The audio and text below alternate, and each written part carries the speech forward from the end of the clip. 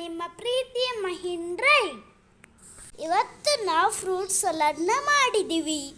ಮೊದಲು ಒಂದು ಪಾತ್ರೆಗೆ ಅರ್ಧ ಲೀಟರ್ ಹಾಲು ಹಾಕಿ, ಆಮೇಲೆ ಅದಕ್ಕೆ ನೀರು ಹಾಕಿ, ಹಾಗೆಯೇ ಸಕ್ಕರೆ ಹಾಕಿ ಕುದಿಸಿ.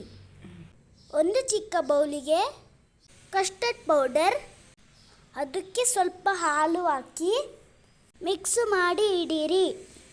ಹಾಲು ಸ್ವಲ್ಪ ಕುದಿದ ನಂತರ ಮಿಕ್ಸ್ ಮಾಡಿಟ್ಟ ಕಸ್ಟರ್ಡ್ ಪೌಡರ್ ಹಾಕಿ ಚೆನ್ನಾಗಿ ತಿರುಗಿಸುತ್ತಾ ಇರಿ.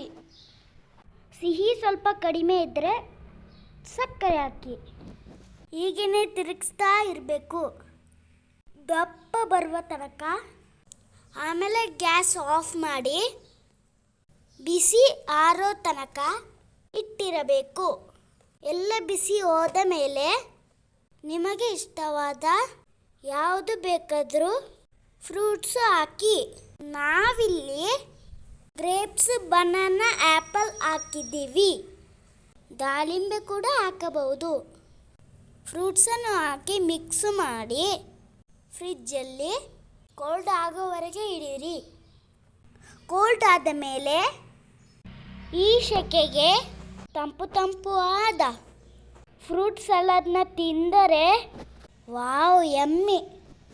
ಇವತ್ತಿನ ನಮ್ಮ ವಿಡಿಯೋ ನಿಮಗೆ ಇಷ್ಟ ಆದರೆ ಲೈಕ್, ಶೇರ್, ಸಬ್ಸ್ಕ್ರೈಬ್ ಮಾಡಿ. ಎಲ್ಲರಿಗೂ ನಮಸ್ಕಾರ, ಬಾಯ್.